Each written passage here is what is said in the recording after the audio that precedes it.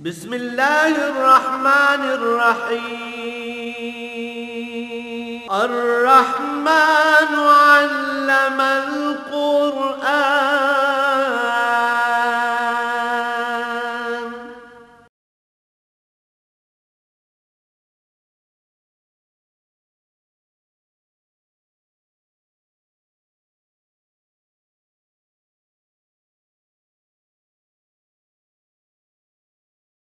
الحمد للہ رب العالمین والصلاة والسلام علی حبیبہ محمد وآلہ وصحبہ اجمعین۔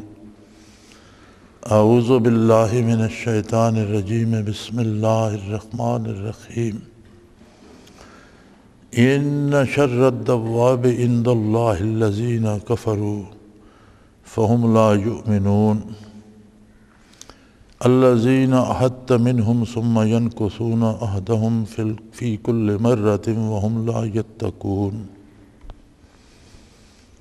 فإما تثقفنہم فی الحرب فشرد بہم من خلفہم لعلہم یذکرون وإما تخافن من قوم خیانۃ فانبذ الیہم علی سواء ان اللہ لا يحب الخائنین۔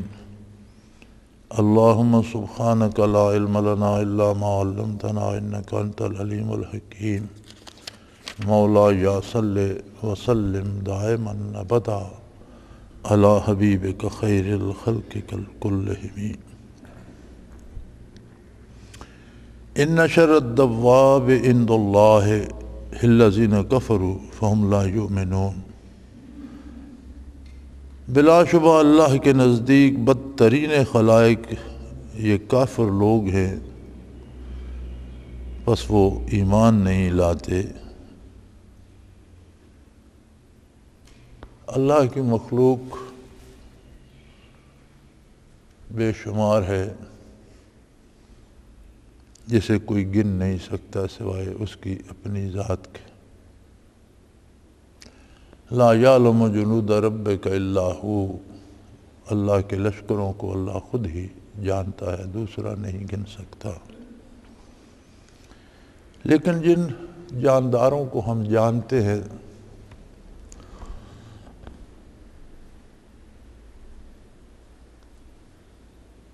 جو مخلوق زمین پہ بستی ہے، اسے دواب کہتے ہیں، زمین پر چلنے پھرنے والی مخلوق۔ ان میں بلا شبہ بہت اچھی، بہت مفید، انسانیت کے لیے بہت بہتر مخلوق بھی ہے، ایسی بھی ہے جس کو اللہ نے پسند نہیں فرمایا، نجس قرار دیا ہے، حالانکہ وہ بھی کسی نہ کسی طرح انسانیت کی خدمت کرتی ہے۔ مخلوق کوئی بھی ہے، وَخَلَقَ لَكُم مَّا فِي الْأَرْضِ جَمِيعًا، ساری مخلوق کو زمین میں اے انسان تیری خاطر پیدا کیا ہے، وہ تیرے کام آتی ہے۔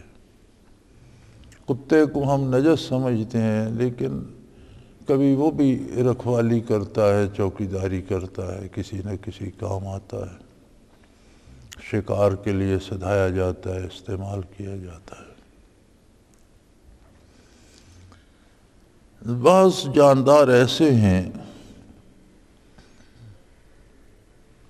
جنہیں بہت ہی برا سمجھا گیا ہے، جیسے خنزیر کہ اس کی اصل میں حرام ہے۔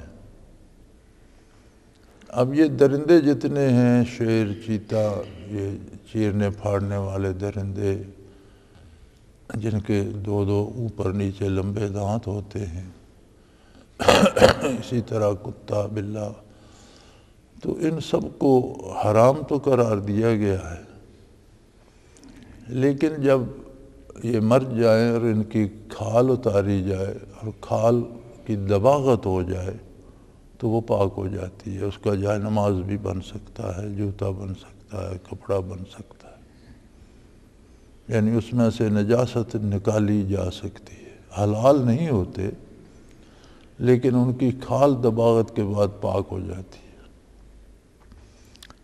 خنزیر ایک ایسا جانور ہے جس کی اصل میں حرمت ہے، یعنی کسی بھی طرح اس کی کھال کی دباغت بھی کر لو تو پاک نہیں ہوتی، ویسی حرام اور نجس رہے گی۔ اس کا گوشت، اس کی ہڈیاں، اس کے بال اسی طرح نجس رہیں گے، یعنی اس کی اصل میں نجاست ہے۔ وہ بھی زمین پر چلنے پھرنے والے جانوروں میں سے ہے۔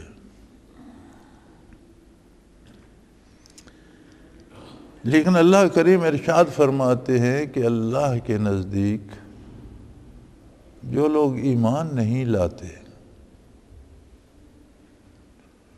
وہ ساری مخلوق میں سے سب سے بدترین جاندار ہے۔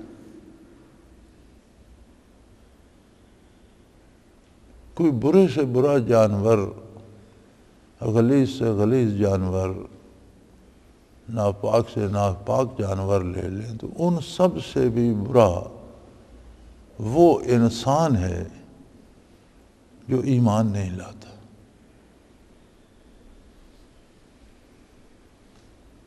اس کا یہ مطلب نہیں ہے کہ جو ایمان نہ لائے ہم اس سے بدسلوکی کریں یا اسے قتل کر دیں یا اس کا مال چھین لیں۔ انسانی حقوق اس کے بحال رہتے ہیں، یہ درجہ اس کا اللہ کے نزدیک ہے۔ بدترین خلائق ہونا اللہ کے نزدیک ہے، اور اللہ ہی کریم کا حق ہے کہ وہ اس سے حساب لے گا کہ میں نے تجھے انسانیت کے شرف سے نوازا تھا، تو اتنا کیوں گر گیا اور تو نے یہ کیا کیا۔ میں اور آپ اس کے انسانی حقوق نہیں چھین سکتے، اس کی جان، مال، عزت، آبرو ویسا ہی اس کو حق حاصل ہے جیسا کسی مسلمان کو حق حاصل ہے۔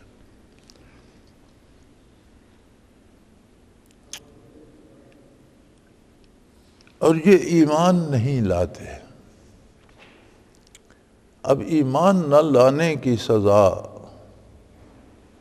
اتنی بڑی سنائی گئی کہ جتنی مخلوق زمین پہ بستی ہے اس میں سے سب سے بدتر وہ شخص ہے جو ایمان نہیں لاتا۔ اس کا ایک اور پہلو بھی ہے، جتنی مخلوق زمین پہ بستی ہے اس میں جتنے جاندار ہیں، حیوانات میں سے ہیں، جانور ہیں، درندے ہیں، اللہ کریم نے ان کی ایک فطرت جو بنا دی ہے وہ فطری اصولوں کے تابع چلتے رہتے ہیں۔ درندے ہیں، بھوکے ہوتے ہیں، شکار کرتے ہیں۔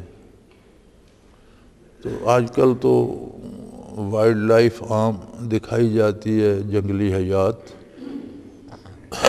شاید آپ کو اتفاق ہوا ہو کہ سب سے بڑا درندہ شیر ہے، جانوروں کو شکار کر کے مار کے چیر پھاڑ کے کھاتا ہے، لیکن جب اس کا پیٹ بھرا ہوا ہو تو اس کے پاس جانور پھرتے رہیں وہ پرواہ نہیں کرتا۔ محض جانوروں کو مارنے کے لیے نہیں مارتا، جب بھوکا ہوگا تو بھوک مٹانے کے لیے جانور کو مارے گا، اور جب پیٹ بھرا ہوا ہوتا ہے تو نہیں مارتا۔ اسی طرح سانپ کی فطرت میں ہے کہ وہ ڈنگ کرتا ہے، لیکن وہ ڈھونڈتا نہیں پھرتا وہ کہ کہاں کوئی ہے میں اس کو ڈنگ کروں۔ جب اسے اپنی طرف خطرہ محسوس ہوتا ہے کہ کوئی مجھے چھیڑ رہا ہے یا مجھے مارے گا تو اپنے دفاع کے لیے ڈنگ کرتا ہے۔ ایک فطری عادتیں ہیں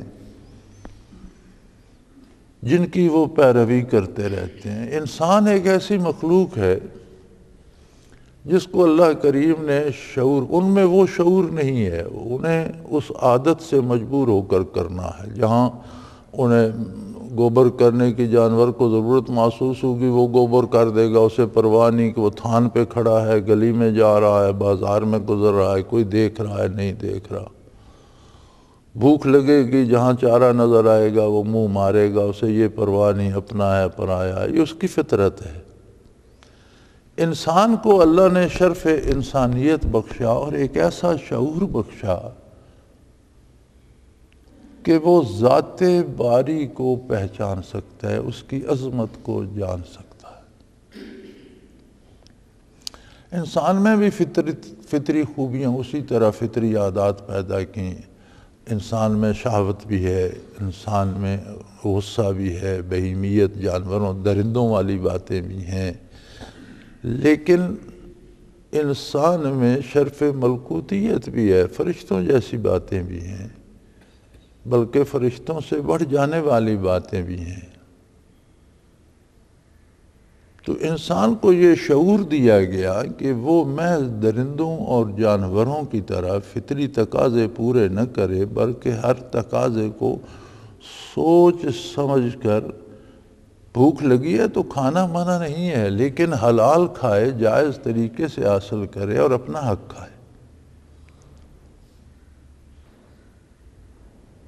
تو ساری انسانی ضروریات پورے کرنے کے جائز ذریعے اور طریقے موجود ہیں جو رسول اللہ صلی اللہ علیہ وآلہ وسلم نے بیان فرما دی۔ کیا کون سا کام کس طرح سے کرنا ہے، اس سے پہلے عقیدہ ہے، اللہ کو کیسے ماننا ہے۔ اللہ کو ماننے کا جہاں تک تعلق ہے تو مشرکین مکہ بھی اللہ کو تو مانتے تھے، اللہ کا انکار نہیں کرتے تھے۔ صلح حدیبیہ میں جب معاہدہ لکھا جانے لگا تو حضور اکرم صلی اللہ علیہ وسلم نے لکھوایا بسم اللہ الرحمن الرحیم، تو جو مشرکین مکہ کی طرف سے جو شخص معین تھا اس نے کہا جی اللہ کو تو ہم جانتے بھی ہیں، مانتے بھی ہیں، یہ الرحمن الرحیم یہ آپ بڑھا رہے ہیں، اس کو ہم نہیں مانتے، یہ ہم نہیں جانتے، اس سے ہم واقف نہیں ہیں۔ تو حضور اکرم صلی اللہ علیہ وسلم نے فرمایا اچھا ٹھیک ہے، بسمک اللہم لکھ دو۔ اور یہ کفار بھی اپنے شرائط ناموں میں لکھا کرتے تھے۔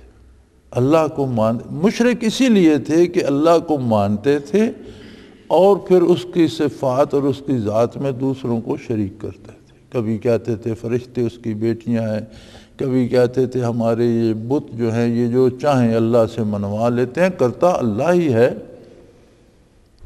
کہ ہم ان کی عبادت اس لیے کرتے ہیں لِيُقَرِّبُونَا إِلَى اللَّهِ، کہ یہ اللہ کے قریب ہمیں لے جائیں اور اللہ سے ہماری باتیں منوا دیں۔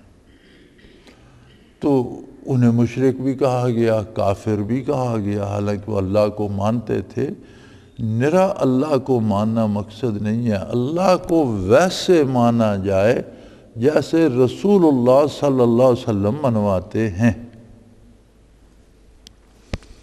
ہمارے علماء فقہ نے یہ تصریح فرمائی ہے کہ بچے کو جب آپ اللہ کا تصور دیتے ہیں تو اسے یہ سمجھائیں کہ میں اس اللہ کو مانتا ہوں اور ویسا مانتا ہوں جیسا حضرت محمد صلی اللہ علیہ وسلم، حضرت عبداللہ کے بیٹے جو مکہ مکرمہ میں پیدا ہوئے، جنہوں نے مدینہ منورہ ہجرت فرمائی، جو اللہ کے رسول ہیں، جیسا وہ منواتے ہیں میں ویسا مانتا ہوں۔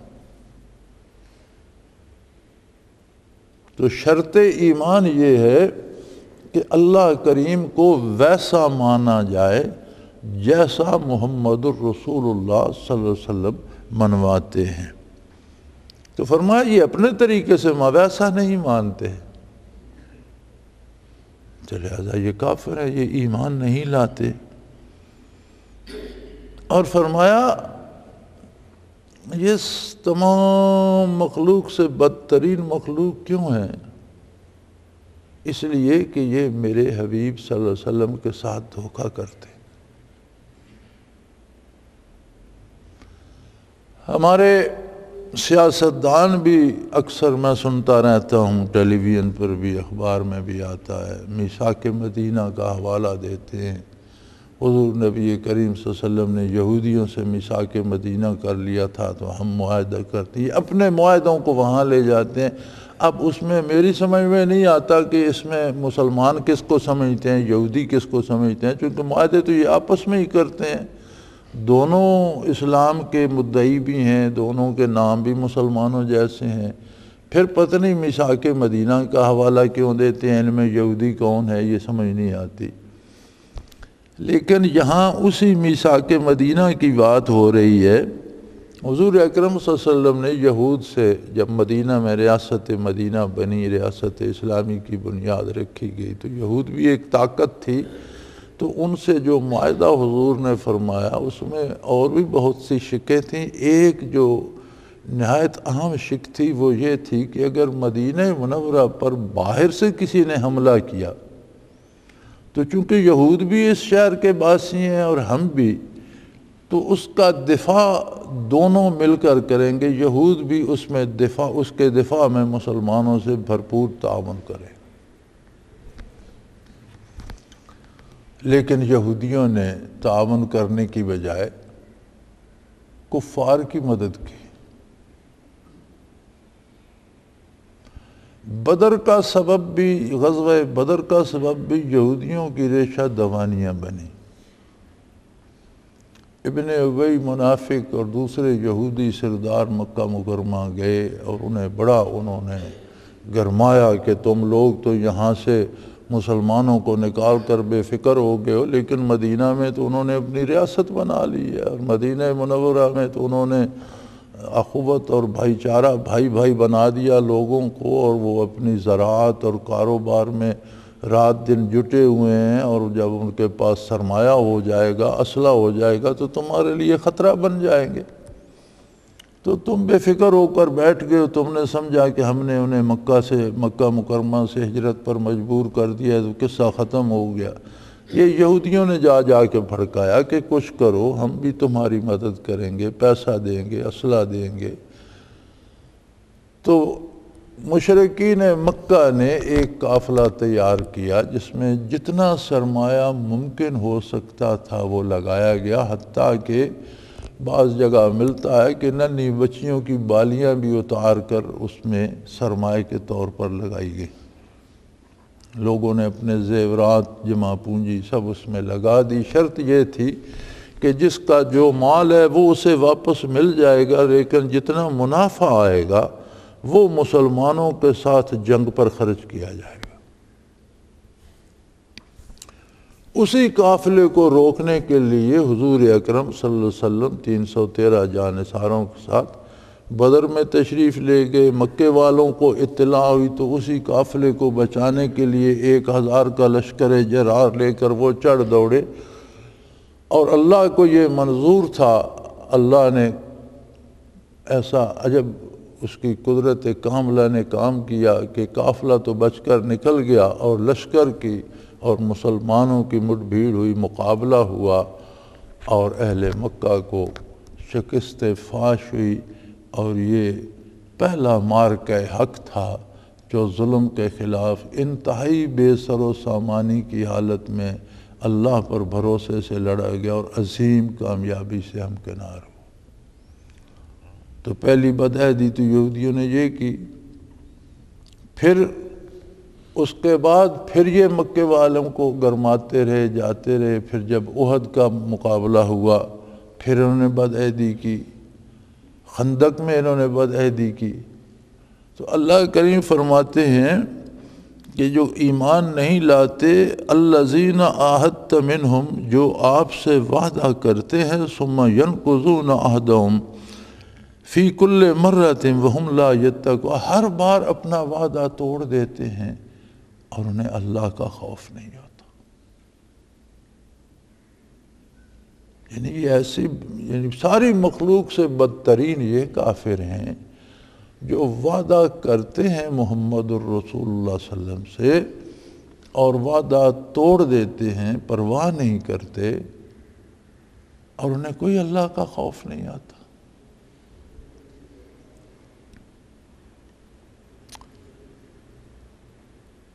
یہود نے تو وعدہ توڑا، ان کے حق میں اللہ کی یہ وعید بھی آئی، آیت بھی نازل ہوئی، پھر اللہ نے انہیں سزا بھی دی، قتل بھی ہوئے، مدینہ منورہ سے نکالے بھی گئے، پھر خیبر میں جا کر پناہ لی، خیبر بھی فتح ہو گیا، ذلیل و رسوا ہوئے۔ اور حضور صلی اللہ علیہ وسلم نے فرما دیا کہ اب انہیں قیامت تک سرزمین عرب میں داخل نہ ہونے دیا جائے۔ انہوں نے تو اپنے کیے کہ دنیا میں بھی پائی، آخرت میں بھی پائیں گے۔ لیکن سوچنے کی بات یہ ہے، جیسے ایک حدیث میں ارشاد ہے، من ترک الصلاۃ متعمدا فقد کفر او کما قال رسول اللہ صلی اللہ علیہ وسلم، جس نے جان بوجھ کر نماز چھوڑ دی اس نے کفر کیا۔ محدثین کرام جب اس کی شرح فرماتے ہیں تو یہ فرماتے ہیں کہ نماز جان بوجھ کر نماز چھوڑ دینا کفر نہیں ہے، فسق ہے، گناہ ہے، لیکن حضور نے فرمایا اس نے کفر کیا تو اس کی تعبیر وہ یہ فرماتے ہیں کہ اس نے کافروں جیسا کام کیا۔ حالانکہ وہ مومن تھا، اسے بلا عذر شرعی نماز نہیں چھوڑنا چاہیے تھی، اس نے بلا عذر نماز چھوڑ دی تو اس نے کافر جیسا کام کیا۔ یہ تو کافروں کا شیوہ ہے۔ اسی طرح جب ہم کلمہ طیبہ کا اقرار کرتے ہیں، اللہ کی الوہیت کا اقرار کرتے ہیں، حضور اکرم صلی اللہ علیہ وسلم کی رسالت کا اقرار کرتے ہیں اور پھر اطاعت نہیں کرتے تو کیا یہ بدعہدی نہ ہوگی؟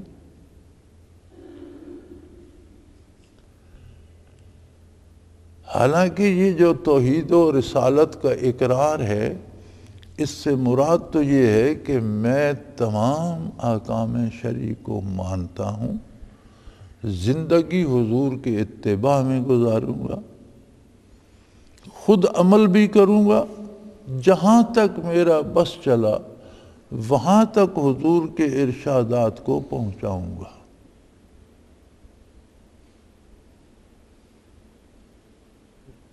اب جو بندہ خود عمل نہیں کرتا وہ دوسرے کو کیسے کہہ سکتا ہے؟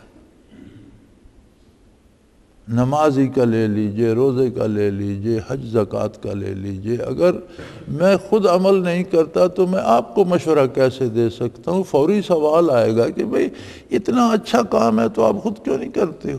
آپ تو نہیں کرتے ہو، مجھے مشورہ دے رہے ہو۔ تو صرف عمل سے نہیں ہوتا، بلکہ حضور کرم صلی اللہ علیہ وسلم کا ارشاد ہے، بلغوا انی ولو آیا او کما قال رسول اللہ صلی اللہ علیہ وسلم، کہ میرا ایک جملہ مبارک بھی تم تک پہنچے تو میری طرف سے اسے آگے پہنچاؤ۔ یعنی میرا ایک کلمہ مبارک بھی تم تک پہنچے، میری ایک بات بھی تم تک پہنچے تو تم اسے، حضور صلی اللہ علیہ وسلم فرماتے ہیں، تم میری طرف سے اسے آگے، تم میرے سفیر بن جاؤ۔ کتنا بڑا اعزاز ہے۔ تو ہم کسی دوسرے کو کیا کہیں گے جب ہم خود عمل نہیں کرتے؟ کہنے کے لیے تو بنیاد ہے کہ خود عمل کرے۔ تو فرمایا ان کا قصور یہ ہے، الذین، وہ لوگ، عہدت منہم، جو آپ سے عہد کرتے ہیں، ثم ینقضون عہدہم، پھر وہ عہد توڑ دیتے، اس کی خلاف ورزی کرتے، فی کل مرہ، ہر بار، وہم لا یتقون، اور انہیں کوئی اللہ کا خوف نہیں ہوتا، کوئی اس بات کا احساس نہیں ہوتا کہ ہم نے اللہ سے عہد کیا ہے، اللہ کے حبیب صلی اللہ علیہ وسلم سے عہد کیا ہے۔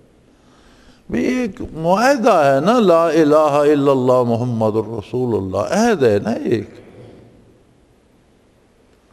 اور اس میں ہے کہ میں الوہیت صرف اللہ کے لیے مانوں گا،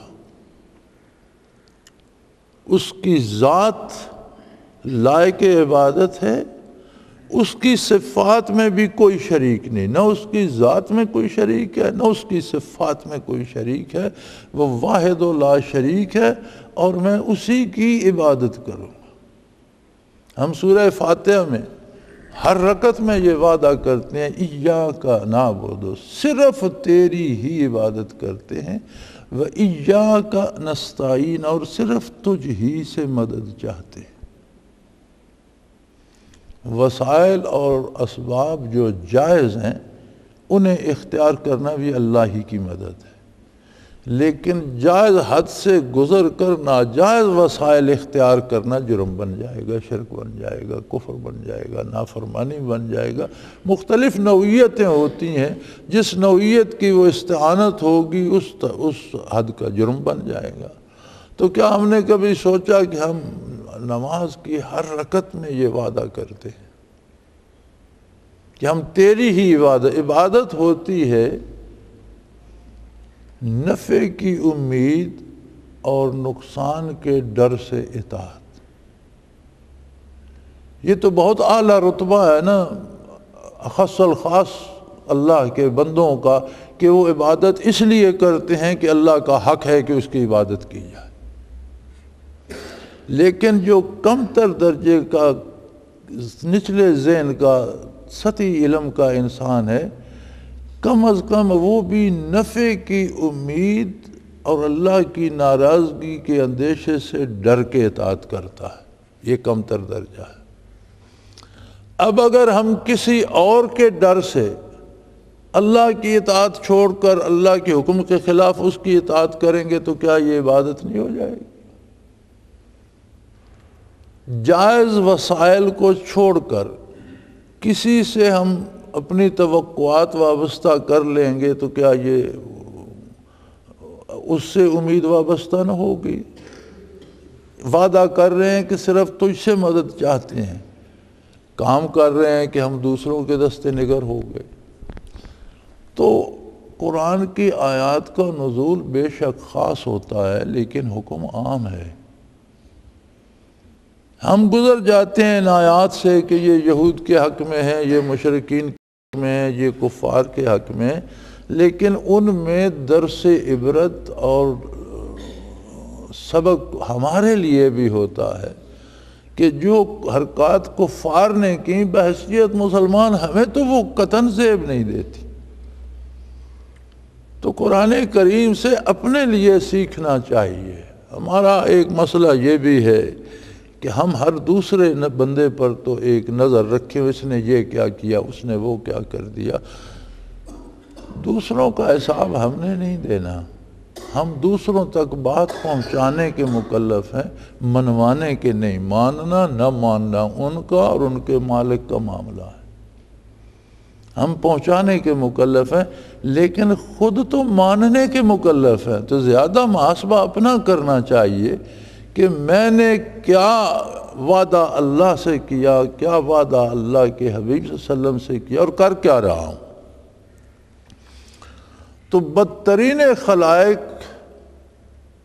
وہ لوگ ہیں جو ایمان نہیں لاتے، ایک تو پہلے کافر ہیں، پھر بار بار میرے حبیب سے بدعہدی کرتے ہیں، بار بار وعدہ خلافی کرتے ہیں، اور انہیں کوئی احساس نہیں ہے کہ اس بات سے اللہ کریم کتنے خفا ہوں گے۔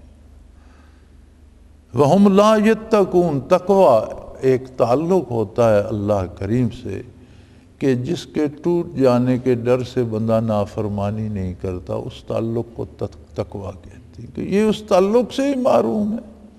ان میں تقوی نام کو بھی نہیں، انہیں کبھی خیال نہیں آتا کہ اللہ کریم اس بات سے خفا ہو جائیں گے۔ وَإِمَّا تَسْقَفَنَّهُمْ فِي الْحَرْبِ فَشَرِّدْ بِهِمْ مَنْ خَلْفَهُمْ لَعَلَّهُمْ يَذَكَّرُونَ۔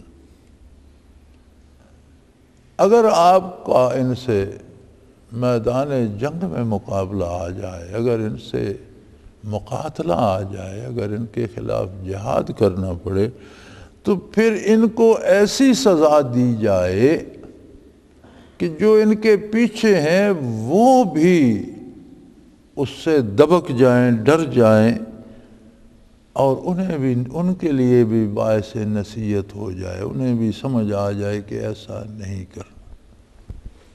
اسلام نے سزا کا بھی مقصد رکھا ہے، بے مقصد انسانوں کو ایذا دینا یہ سزا نہیں ہے، یہ ظلم ہے۔ جب کوئی بندہ جرم کرتا ہے تو کچھ سزائیں وہ ہیں جو قرآن نے مقرر کر دی ہیں جنہیں حدود کہا جاتا ہے۔ اگر کسی پر جرم ثابت ہوتا ہے تو وہ حد جاری کرنا ریاست اسلامی کا فریضہ ہے، میرا آپ کا نہیں، ماء و شماء کا نہیں، ہر کس و ناکس کا نہیں، ریاست اسلامی کا فریضہ ہے کہ اس پہ حد جاری کرے۔ اور حدود بڑی عبرتناک ہیں، قتل کے بدلے قتل کیا جائے گا، چوری کرے گا تو ہاتھ کاٹا جائے گا، ڈاکہ کرے گا تو ایک قسم کا ہاتھ ہے، دوسری طرف کا پاؤں کاٹا جائے گا۔ یہ اس لیے نہیں ہے کہ لوگوں کو اذیت دی جائے، سزا کا یہاں مقصد بیان فرمایا کہ ایسی سزا دی جائے کہ دوسروں کے لیے بھی عبرت بن جائے، اس شخص کے لیے تو بنے ہی، دوسروں کو بھی سبق مل جائے، نصیحت مل جائے کہ وہ یہ جرم نہ کرے۔ اب عرب میں یہ حدود نافذ ہیں، قتل کرنے والے کا سر قلم کر دیا جاتا ہے، چور کا ہاتھ کاٹ دیا جاتا ہے۔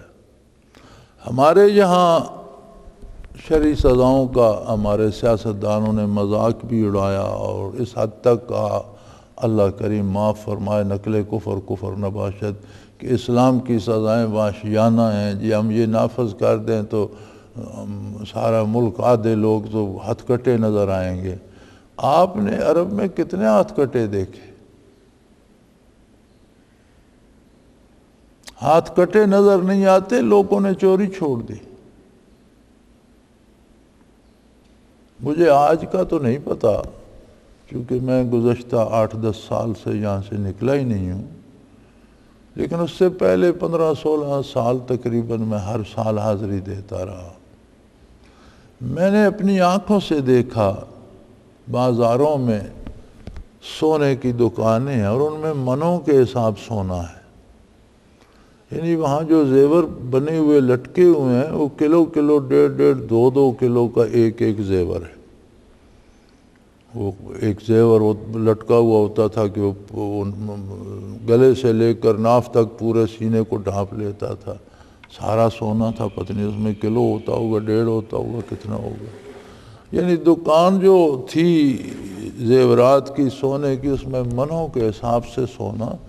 دکان کی دیوار جو بازار کی طرف ہے وہ شیشہ ہے، سارا شیشے کی دیوار ہے، اندر لائٹیں جل رہی ہیں۔ شام ہوئی، دکاندار چھٹی کر کے رات کو گھر چلا گیا، چھوٹا سا تالا ہے وہ کلک کر کے اس نے لگا دیا، شیشہ ہے، پاؤں کا ٹھڈا مارو تو بھی ٹوٹ جائے گا، اندر لائٹیں جلتی چھوڑ جاتی ہیں کہ گزرنے والا دیکھتا رہے یہ زیورات ہیں۔ کبھی کوئی دکان لوٹی نہیں گی، کبھی چوری نہیں ہوئی۔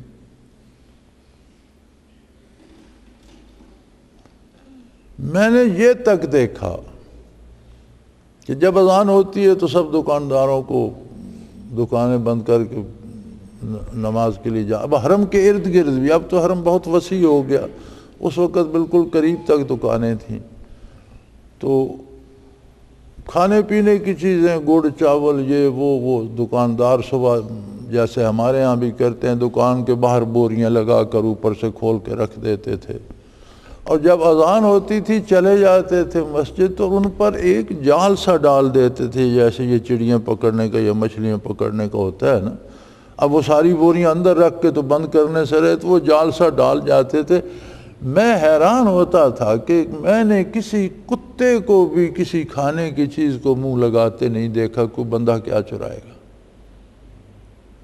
یہ وہ واقعات ہیں جو میں نے خود دیکھی۔ کیوں؟ وہاں حدود نافذ ہیں، ان کی برکات ہیں۔ جب انسان جرائم سے رک جاتے ہیں تو جانور اور درندے بھی ان کی پیروی کرتے ہیں، مخلوق ساری انسان کے تابع ہے، وہ بھی رک جاتے ہیں۔ تو اسلامی سزائیں با مقصد ہیں، اور یہ بلا وجہ نہیں ہے کہ جسے چاہیں آپ پکڑ کر ہاتھ کاٹ دیں، نہیں، جب تک باقاعدہ جرم ثابت نہیں ہوگا سزا نہیں دی جائے گی، اور جرم ثابت ہو جائے گا تو کوئی رعایت نہیں کی جائے گی، اور سزا پھر ایسی دی جائے کہ دوسروں کے لیے باعث عبرت ہو۔ یہاں یہود نے معاہدے توڑے، بدعہدی کی، فرمایا جب ان سے مقابلہ آئے تو انہیں ایسی سزا دیں کہ جو پیچھے ہیں ان کے لیے بھی باعث عبرت بن جائے، پھر کوئی آپ سے معاہدہ کر کے توڑنے کی جرت نہ کرے، اسے پتہ ہو کہ معاہدہ توڑنے کے بعد یہ سزا ملے گی۔ تو اسلامی سزائیں سخت اس لیے ہیں کہ جرم سے زیادہ سخت نہیں ہے۔ جو قتل کرتا ہے اسے قتل ہونا چاہیے، اس میں کیا سختی ہے؟ اس نے قتل کیا ہے، اسے قتل ہونا چاہیے۔ جو چوری کرتا ہے اسے ہاتھ سے محروم ہونا چاہیے، اس نے ہاتھ کا غلط استعمال کیا۔ جو ڈاکے ڈالتا ہے اس کا پاؤں کٹنا چاہیے، اس نے پاؤں کو غلط استعمال کیا اور چل کر لوگوں کے راستے میں لوٹنے کے لیے بیٹھ گیا، ہاتھوں کو غلط استعمال کیا۔ اور پھر صرف یہ نہیں کہ اس ایک بندے کے لیے عبرت ہو، سزا ایسی ہو کہ دوسروں کے لیے بھی عبرت بن جائے، تاکہ معاشرہ جرائم سے پاک رہ سکے۔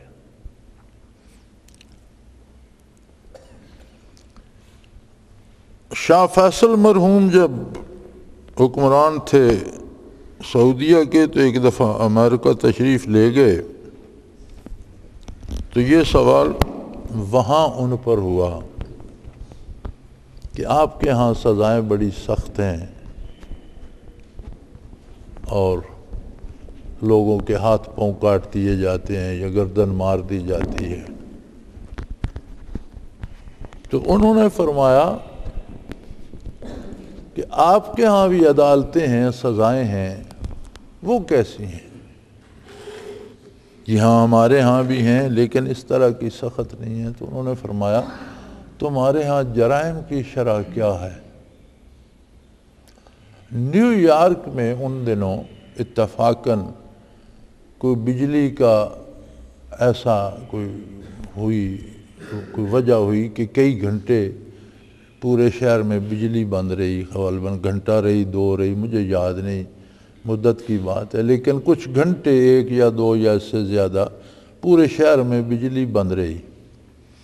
تو اس وقفے میں 36,000 مقدمات ڈاکے، چوری، آبرو ریزی کے جو پولیس تھانوں میں درج ہوئے، لوٹ مار کے، جو درج ہی نہیں ہوئے وہ پتہ نہیں کتنے تھے۔ انہوں نے فرمایا دیکھو تمہاری یہ 2-3 گھنٹوں کی ریشو ایک شہر کی یہ ہے، اگر تمہارے پورے ملک میں بند ہو جائے تو کیا حشر ہو۔ انہوں نے کہا عرب کی تاریخ اٹھا کر دیکھو، 3 پشتوں سے ہماری حکومت ہے، 3 پشتوں کی حکومت میں اتنے جرائم کی تعداد نہیں ملتی۔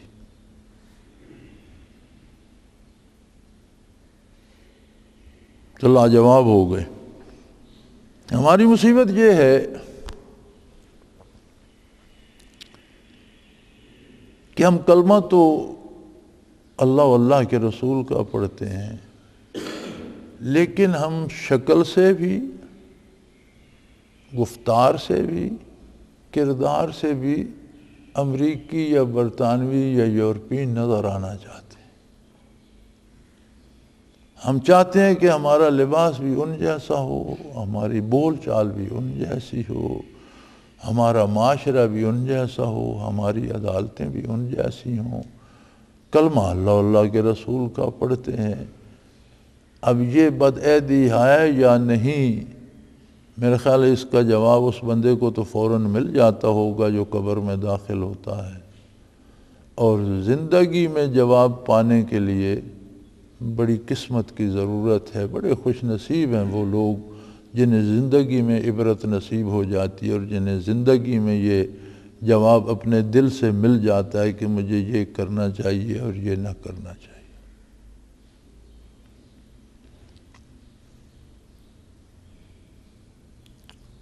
تو فرمایا سزا محض اگلے کو ایذا دینے کے لیے نہیں ہے۔ جب یہ بدعہدی کرتے ہیں اور کفر پہ اصرار کرتے ہیں اور اللہ کے رسول کی نافرمانی کرتے ہیں، تو پھر ان سے مقابلہ آ جائے تو مقابلے میں انہیں ایسی سزا دیجئے کہ جو دوسروں کے لیے بھی باعث عبرت بن جائے اور لوگ اس جرم سے باز آ جائیں۔ اس سے یہ بات بھی ثابت ہوئی کہ معاشرے میں امن قائم رکھنے کے لیے جزا و سزا کا اور عدل کا نظام بنیادی ضرورت ہے۔ جہاں عدل نہیں ہوگا وہاں امن نہیں ہوگا۔ یعنی امن قائم کرنے کی بنیادی ضرورت یہ ہے وَلَكُمْ فِي الْقِصَاصِ حَيَاتٌ يَا أُولِي الْأَلْبَابِ، اے اہل دانش، قصاص میں تمہارے لیے زندگی ہے، امن ہے، سکون ہے، آبادی ہے۔ جب تک عدل نہیں ہوگا، اگر انصاف کوڑیوں کے بھاؤ بکے گا، بازار میں بکے گا، فروخت ہوگا، رشوت دے کر خریدنا پڑے گا، انصاف کے لیے برسوں دھکے کھانے پڑیں گے، اور عدل نہیں ملے گا تو پھر ظلم نہیں رکے گا۔ اور ہمارے ہاں دہشت گردی کو، ظلم کو، چوری ڈاکے کو روکنے کے دعوے کیے جاتے ہیں، انصاف نہیں کیا جاتا۔ اسی لیے ساری کوششوں کے باوجود ہر طرح کے مظالم جاری ہیں، وہ رکنے کا نام نہیں لیتے۔ انہیں روکنے کا ایک ہی طریقہ ہے کہ عدل کیے۔ اور یہ بھی یاد رکھ لیں، ہر قوم نے اور ہر مذہب نے اور ہر فرقے نے اپنا عدل اپنے حساب سے بنایا کہ یہ عدل ہے۔ عدل صرف وہ ہے جو اللہ کے رسول نے مقرر کیا، اس کے مطابق کرو گے انصاف ہوگا، اس کے خلاف ہوگا تو انصاف نہیں ہوگا۔ ہمارے جج صاحبان جو نچلی عدالتوں سے لے کر سپریم کورٹ تک بیٹھے ہیں، جو فیصلے کرتے ہیں، کیا یہ فیصلے اللہ کے رسول کے بتائے ہوئے قانون کے مطابق ہوتے ہیں یا انگریز کے دیے ہوئے طریقے کے مطابق؟ اگر کوئی جج رشوت نہ لے، سفارش نہ مانے، انصاف بھی کرے تو یار اس طریقے سے کرتا ہے جو انگریز نے بتایا، وہ انصاف کہاں؟ یہ ساری باتیں کھلیں گی جب ہم اللہ کے حضور حاضر ہوں گے، میدان حشر میں ہوں گے۔ قبر میں جاتے ہی پتہ چل جاتا ہے کہ میں کیا کرتا رہا اور اس کا نتیجہ کیا پیش آ رہا ہے۔ تو عدل وہ ہے جو اللہ کے رسول نے مقرر فرما دیا، وہ عدل ہے، وہ انصاف ہے۔ اس کے بغیر ہر طرح کا کام ناانصافی۔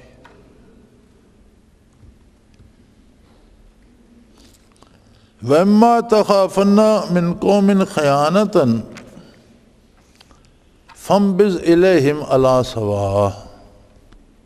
اب دیکھیں اللہ کریم نے کافر کو بھی کتنے انسانی حقوق عطا فرمائے کہ کسی کافر قوم سے آپ کا معاہدہ ہے، ارشاد ہو رہا ہے آقا نامدار صلی اللہ علیہ وسلم کو کہ کسی مشرک قبیلے نے، یہودیوں نے، عیسائیوں نے، کسی غیر مذہب نے آپ سے معاہدہ کیا ہے۔ اب آپ کو خطرہ یہ ہے کہ یہ معاہدہ توڑ رہے ہیں، بدعہدی کر رہے ہیں، تو انہیں معاہدہ واپس کیے بغیر سزا مت دیجیے، ان کا عہد انہیں لوٹا دیجئے، انہیں بتا دیجئے کہ جو تم نے ہم سے معاہدہ کیا تھا، تم نے معاہدے کی شرائط کی پاسداری نہیں کی، تم نے معاہدہ توڑ دیا، لہذا ہم تمہارا عہد تم کو واپس کرتے۔ وہ یہ اعتراض نہ کر سکیں کہ ہمارا آپ سے معاہدہ تھا اور معاہدہ ہوتے ہوئے آپ نے ہم پر حملہ کر دیا یا ہمیں سزا دی یا ہمارے ساتھ جنگ کی۔ فرمایا نہیں، آپ نے معاہدہ کیا ہے۔ وَإِمَّا تَخَافَنَّ مِنْ قَوْمٍ خِيَانَةً، پھر کسی قوم سے آپ کو خیانت کا اندیشہ ہو، معاہدے کے توڑنے کا اندیشہ ہو، بدعہدی کا اندیشہ ہو، فَانبِذْ إِلَيْهِمْ عَلَىٰ سَوَاءٍ، تو ان کا عہد ان کو لوٹا دیں برابری کی سطح پر، جس طرح برابری کی سطح پر معاہدہ کیا تھا کہ تم ہمارے ساتھ تعاون کرو گے، ہم تمہاری یہ مدد کریں گے یا تمہارا تحفظ کریں گے یا تم سے جنگ نہیں کریں گے۔ اب انہوں نے بے وفائی کی تو انہیں بتا دیجئے کہ وہ عہد ہم ختم کر رہے ہیں، تمہارا عہد ہم تم کو لوٹا رہے ہیں۔ اب حدیبیہ میں معاہدہ ہو گیا تھا اہل مکہ سے 10 سال کے لیے، لیکن انہوں نے بدعہدی کی، خود عہد توڑا اور پھر بڑی کوشش کی کہ معاہدہ بحال کیا جائے۔ نبی کریم صلی اللہ علیہ وسلم نے رد فرما دیا، انہوں نے فرمایا ہم نے معاہدہ نہیں توڑا، تم نے بدعہدی کی، اب اس کی تمہیں سزا ملے، اب تمہارا ہمارا معاہدہ ختم۔ اور اسی سبب پھر فتح مکہ ہوا۔ تو سو فرمایا بے شک وہ کافر ہوں، یہودی ہوں، بے دین ہوں، لیکن جب آپ سے معاہدہ کر لیں تو مومن عہد کی پاسداری کرے گا، اور اگر یہ خطرہ محسوس ہو کہ یہ بدعہدی کریں گے تو ان کا عہد ان کو لوٹا دو، اس لیے کہ ان اللہ لا یحب الخائنین، اللہ خیانت کرنے والوں کو پسند نہیں فرماتے۔ بغیر معاہدہ لوٹائے اگر مسلمان بھی ان کو بدعہدی کی سزا دینا چاہیں گے تو بدعہدی تو انہوں نے کی، مستحق ہیں کہ انہیں بدعہدی کی سزا دی جائے، لیکن سزا دینے سے پہلے ان کا معاہدہ انہیں لوٹا دیا جائے تاکہ انہیں یہ پتہ ہو کہ معاہدہ ختم ہو گیا، اب ہمیں سزا ملے گی یا ہمارا مقابلہ ہوگا۔ تو ان سے بھی اگر معاہدے کے ہوتے ہوئے انہیں سزا دی جائے تو اللہ کے فرماتے ہیں یہ خیانت ہے، یہ بددیانتی ہے کہ ایک بندے کو یہ کہا جائے کہ میری تیری صلح ہے اور پھر اس صلح کے پیچھے اسے نقصان پہنچا۔ نہیں، پہلے انہیں بتا دیں کہ وہ ہماری تمہاری صلح کا معاہدہ جو تھا وہ ختم ہو گیا، اس کے بعد پھر انہیں سزا دیں، اس لیے کہ خیانت صرف یہ نہیں کہ کافر تو خیانت کرتا ہی اور اللہ کریم کو سخت ناپسند ہے، لیکن خیانت اگر مومن بھی کرے تو اللہ کو پسند نہیں ہے۔ جن چیزوں سے رب کریم نے روکا ہے اگر وہ کافر کرتا ہے تو اللہ کریم کو سخت ناپسند ہے، تو اگر وہی کام مومن بھی کرے گا تو اللہ کو اتنا ہی ناپسند۔ ان اللہ لا یحب الخائنین، اللہ خیانت کرنے والوں سے محبت نہیں فرماتے، انہیں پسند نہیں فرماتے۔ تو ہمیں بات تو معاہدے کے ضمن میں ہو رہی ہے، لیکن یہ کلمہ حق پڑھنا قبول کرنا بھی تو ایک معاہدہ ہے، یہ بھی تو زندگی بھر کا معاہدہ ہے۔ تو ہمیں دیکھنا چاہیے کہ ہم جو وعدہ اللہ کے رسول سے کہا اس پر ہم کہاں تک عمل کر رہے ہیں، کس باقاعدگی سے زکوٰۃ ادا کرتے ہیں، اگر حج فرض ہے تو وہ کرتے ہیں، کس طرح سے غریب پروری کرتے ہیں، اپنے ماتحتوں سے کیا سلوک کرتے ہیں، اپنی ذمہ داری جو ہے جس کی اجرت لیتے ہیں وہ کتنی پوری کرتے ہیں۔ یہ ساری باتیں اس میں آ جاتی ہیں کہ جہاں بھی کچھ ہوگا وہ خیانت ہوگی، جہاں بھی کمی ہوگی وہ خیانت ہوگی، اور خیانت ایسا جرم ہے جو اللہ کریم کے ہاں پسند نہیں کیا جاتا، اللہ کریم کی رحمت سے دور کر دیتا ہے، اللہ کے کرم سے دور کر دیتا ہے۔ اور ہم اگر اپنے حالات پہ نظر کریں، کہا یہ جاتا ہے کہ ہمارے حالات بہت خراب ہیں جی، ہم جنگوں میں الجھے ہوئے ہیں جی، ہمارے ساتھ دہشت گردی کی جنگ ہو رہی ہے، ہمارے ہاں چوری ڈاکے ہیں جی، ہمارے ہاں فرقہ بندی ہے جی، ہمارے ہاں قتل عام ہو رہے ہیں۔ ٹھیک ہے، ساری چیزیں قابل مذمت ہیں، نہیں ہونا چاہیے، لیکن یہ یاد رکھیں جب تک ہم دیانت اور امانت نہیں اپنائیں گے ان عذابوں سے کیسے نکلیں؟ جو بندہ بددیانتی کرتا ہے وہ خود ظلم کرتا ہے، اور جو خود ظلم کرتا ہے وہ اپنے ساتھ انصاف کی امید کیسے رکھ سکتا؟ اگر ہم خود ظلم کرتے ہیں، حقوق اللہ میں بھی ظلم کرتے ہیں اور حقوق العباد میں بھی ظلم کرتے ہیں، دوسروں کا حق کھا جاتے ہیں، دوسروں کی عزت لوٹ لیتے ہیں، دوسروں کی آسائشیں چھین لیتے ہیں، خود ظلم کرتے ہیں، تو ہمارے ساتھ اس کے بدلے میں انصاف کیسے ہوگا؟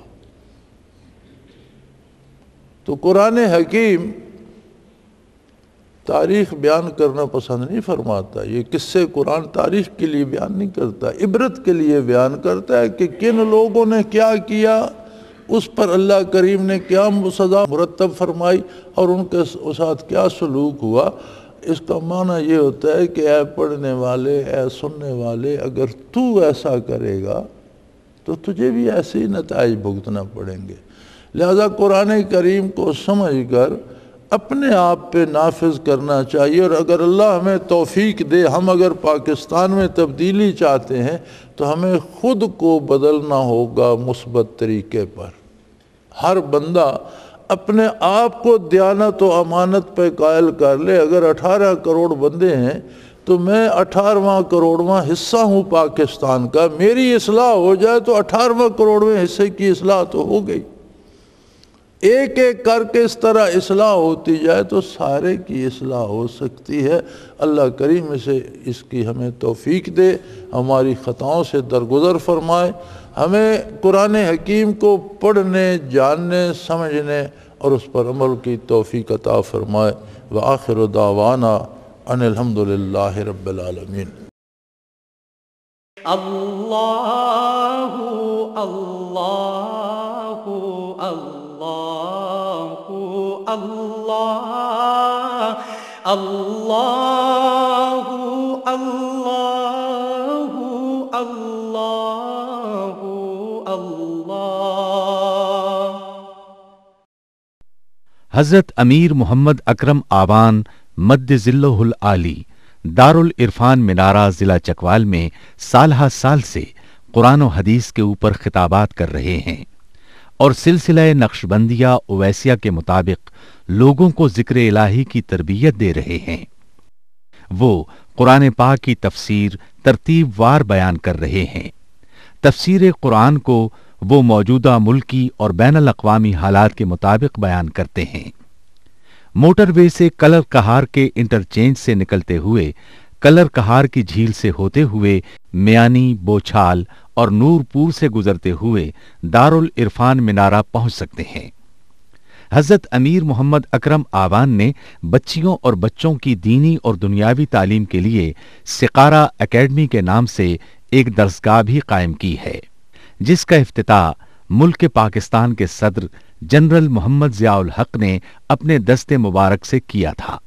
وہ تمام احباب جو اسلام کی طلب رکھتے ہیں ان سے گزارش ہے کہ دارالعرفان منارہ ضلع چکوال میں امیر محمد اکرم آوان صاحب کے خطابات سے مستفید ہوں۔ وہ ہر جمعے کو نماز سے پہلے بیان فرماتے ہیں۔ ہر ماہ کی پہلی اتوار کو ماہانہ اجتماع ہوتا ہے جس میں آپ خصوصی خطاب فرماتے ہیں اور پاکستان کے چاروں صوبوں سے احباب اس اجتماع میں شرکت کرتے ہیں۔ اس کے علاوہ یہاں سال میں 2 مرکزی اجتماعات بھی ہوتے ہیں، ایک رمضان المبارک میں اعتکاف کا اجتماع اور دوسرا جولائی اور اگست میں 40 دن کا اجتماع ہوتا ہے جس میں روحانی تربیت کی جاتی ہے۔